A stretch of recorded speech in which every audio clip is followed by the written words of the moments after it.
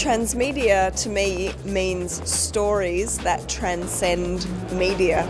So in other words, the focus is on the story rather than the media. But it's basically stories that take place across multiple media platforms. So, to me, one of the major trends is the fact that the boundaries between stories are dissolving. So what that means is, in some sense, stories within films and television are starting to have game elements embedded in them.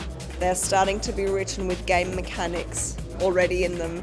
And similarly, games are beginning to have more and more story elements. So it's the gamification of story and the storification of games, which I think will lead us to a point where all becomes one. And we are experiencing games and stories across multiple media platforms in a very seamless way. Well, I really feel that right now we are at a critical turning point or a milestone in the development of transmedia. We've seen experimental transmedia take place over the last few years. We're now at a point where the industry is beginning to mature sufficiently that we are basically becoming an industry by itself. So it's a beginning of a new phase of storytelling. In my opinion, it's the evolution of storytelling.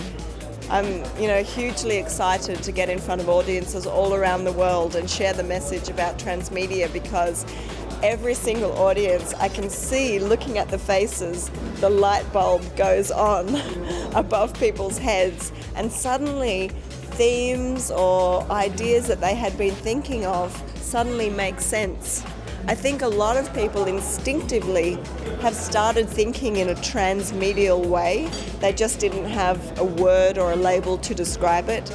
So suddenly, having me describe it and give it a name and describe it in terms of the framework, they suddenly realize that's what they're doing, or that's what they want to do, and that makes sense for them in the future. So it's wonderful to be able to share this message, and also to see more and more people around the world getting excited about transmedia storytelling.